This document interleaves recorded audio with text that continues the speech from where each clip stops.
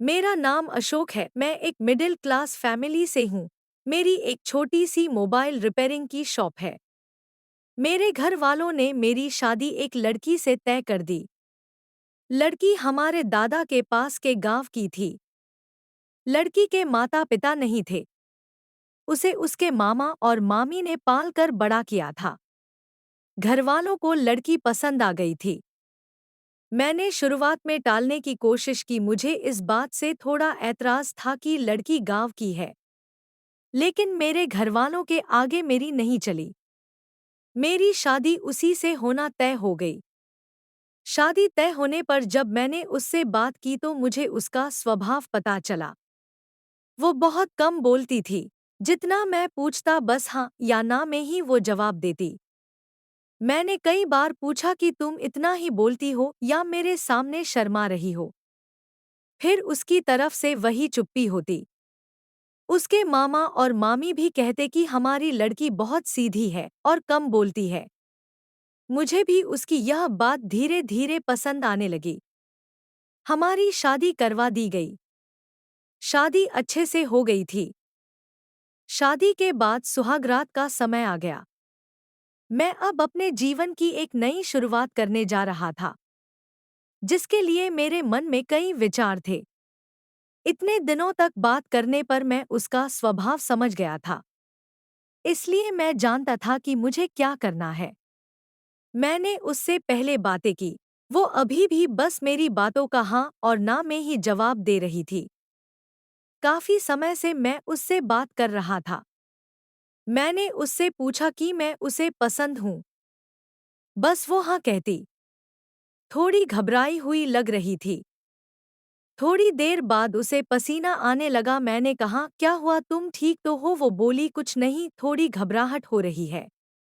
मैंने उसे कहा कि तुम आराम करो, बहुत थक गई होगी, शादी की दौड़ भाग में ठीक से नींद पूरी नहीं हो पाती है। मैंने सोचा इस कारण थकावट से ऐसा हो रहा होगा। मैंने उसे यह कहकर कमरे की बत्ती बुझा दी और मैं भी बिस्तर पर लेट गया। मैंने उसका हाथ पकड़ा। वो घबराहट के मारे कांपने लगी थी और पसीना तेज हो गया था। वो उठकर बिस्तर पर बैठ गई। मैंने कमरे की बत्ती ऑन की। उसकी हालत खराब थी। मैंने पूछा, क्या हुआ, कुछ दवाई लाकर दूं? उसके इस तरह से बर्ताव करने पर मैं भी थोड़ा डर गया था। कमरे में एक खिड़की थी जिसको खोलने पर बाहर की रोड की लाइट हमारे कमरे में आती थी। वो खिड़की के पास हवा लेने को खड़ी हो गई। वो वहीं डरी रही। मुझे कहा कि आप सो जाओ, मैं ठीक हूँ। मैं थोड़ी देर बाद सो गया। सुबह जब मैं उठा तो वो कमरे में नहीं थी। वो घर का काम कर रही थी। उसकी तबीयत अब अच्छी ही लग रही थी। इसलिए मैंने फिर रात का जिक्र नहीं किया। अगली रात फिर मैं कमरे में गया तो उसने पहले ही खिड़की को खोल रखा था। मैंने उससे पूछा, अब ठीक हो? उसने सिर्फ सर हिलाकर जवाब दिया। कमरे में आते ही उसका चेहरा बदलने लगता था। एक अजीब सी घबराहट उसके चेहरे पर आ जाती थी। उससे कुछ पूछता वो कहीं और ही देखती, कुछ और ही सोचती रहती। उस रात भी मैंने कहा कि तुम्हारी तबीयत ठीक नहीं लग रही है, तुम आराम करो। मैंने फिर कमरे की बत्ती बुझाई और बेड की ओर आया तो उसने खिड़की खोल ली और उसके पास खड़ी हो गई। मैंने अब उसे कुछ नहीं कहा। मैं अपने बेड पर सो गया। मुझे अब लगने लगा कि सब कुछ ठीक नहीं है, कुछ बात है जो यह छिपा रही है। रात में घबराने वाली लड़की सुबह ठीक लगती थी। सुबह उसके चेहरे पर कोई घबराहट नहीं होती थी।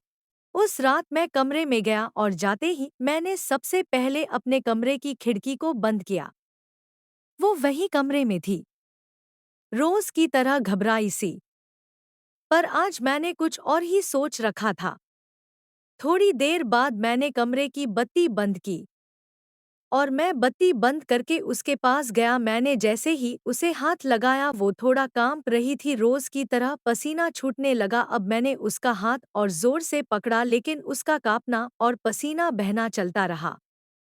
तब मैंने उसे कहा कि क्या हुआ, तुम ठीक हो? वो अचानक बोली, मेरी तबीयत बिगड़ रही है, पानी चाहिए। मैंने बत्ती चालू करके उसे पानी दिया। रोज रात की यही कहानी थी। अब मैंने उससे पूछ ही लिया कि मैं जानता हूँ कि कुछ बात है जो तुम मुझसे छिपा रही हो। लेकिन क्या बात है, मुझे बताओ। मुझे पता है, लेकिन मैं तुम्हारे मुंह से सुनना चाहता हूँ और उसकी वजह जानना चाहता हूँ। वो पहले ही कम बोलती थी, ऊपर से डरी हुई थी तो वैसे ही उसकी आवाज नहीं निकलती थी। मैंने उससे प्यार से पूछा, क्या हुआ है? कुछ तो ऐसी बात है जो बता नहीं सकती। वो चुप रही। मैंने गुस्से में कहा कि ठीक है, कल तुम्हारे मामा से बात करता हूँ। मामा का नाम लेते ही वो घबरा गई और बोली, नहीं, मामा जी से मत पूछना। तब उसने बचपन की एक ऐसी घटना के बारे में बताया जो इन सब बातों की जड़ थी। उसने कहा कि मैं मेरे मामा के यहाँ पली बड़ी हूँ। मेरा भाई और हम एक दिन बचपन में खेल रहे थे और खेलते वक्त मैं हमारे घर के कबाड़ में छिप गई। मेरे भाई और मामी को यह पता नहीं था। उसी समय जब भाई बाहर दौड़ा मुझे ढूंढने के लिए तो वो गिर गया। मामी उसे लेकर पास के अस्पताल गई। उसका पैर टूट गया था। उसके पहले वो पैसे लेने अंदर आई तो कबाड़ का दरवाजा बाहर से लगा गई। मैंने तब भी कुछ नहीं कहा। मैं छिपी रही बाहर। क्या हुआ था इसका मुझे पता नहीं था। थोड़ी देर बाद जब मुझे घबराहट हुई तो मैंने बाहर आना चाहा, लेकिन दरवाजा बाहर से बंद था। मैंने बहुत कोशिश की, चिल्लाई, लेकिन घर में कोई था ही नहीं। मैं बहुत डर गई। उन्हें आने में करीब 3 घंटे लग गए। मैं उस कबाड़ में 3 घंटे बंद थी। उसके बाद उनके आने के बाद भी मैं उन्हें नहीं दिखी तो मामी मुझे ढूंढने लगी। अब मैं अंदर पसीने और घबराहट के मारे बेहाल थी। मामी की आवाज पर मैं फिर से जोर से दरवाजा बजाने लगी तो मामी ने मुझे बाहर निकाला। मैं जब बाहर निकली तो कांप रही थी। मुझे लगने लगा था कि मैं उस कबाड़ से बाहर आऊंगी या नहीं। आज भी अंधेरा मुझे उस दिन की तरह डराता है। कबाड़ पुराना था, इसलिए कहीं कहीं से थोड़ा टूटा था, जिससे मुझे सांस लेने में कोई प्रॉब्लम नहीं हो रही थी। बाहर क्या हुआ था इसका मुझे पता नहीं था। मैं जब बाहर आई तो मुझे पता चला कि मैं इतने समय तक अंदर क्यों बंद थी। उस दिन से मुझे अंधेरे से डर लगता है। मुझे पसीना और घबराहट होने लगती है। मामी ने यह बात मामा को नहीं बताई थी, नहीं तो वो मुझे और भाई दोनों को पीटते। मुझे नहीं पता कि अब यह डर कब तक मुझे परेशान करेगा, लेकिन मामी को यह पता है, इसलिए वो मेरा ध्यान रखती थी। यह सब सुनने के बाद मैंने कहा कि यह बात तुम पहले भी बता सकती थी। मेरी पत्नी बहुत ही सीधी थी और घटना के बाद शायद वो और भी डर गई थी। उसे लग रहा था कि उसकी यह परेशानी मैं समझूंगा या नहीं। कहीं मैं इस बात का मुद्दा ना बना लूं कि शादी के पहले हमें नहीं बताया गया, इसलिए वो छिपा रही थी। मैंने उसे फिर बड़े प्यार से समझाया, कहा कि उस समय जो हुआ उससे तुम्हें बाहर निकलना होगा। तुम्हारे अंदर के डर से हम दोनों मिलकर लड़ेंगे। मुझे पता है यह सब बोलना आसान है, करना मुश्किल, लेकिन मुझे पता है कि तुम कर सकती हो। अब इस कमरे की बत्ती तब तक बंद नहीं होंगी जब तक तुम उसे बंद ना करो, चाहे इसके लिए पूरी उम्र ही क्यों ना लग जाए। मैंने पहली बार उसके चेहरे पर वो मुस्कान देखी थी। लग रहा था कि उसका कोई बोझ उतर गया। अंधेरा अब मेरे होते उसे डरा नहीं सकता। मैं उसका हाथ पकड़े रहता हूँ। धीरे धीरे मैं उसके इस डर को निकालने की कोशिश कर रहा हूँ और बहुत हद तक मैं सफल भी हो रहा हूँ। ऐसी कोई भी बात नहीं है जो हल नहीं हो सकती। व्यक्ति को सिर्फ प्यार और विश्वास चाहिए।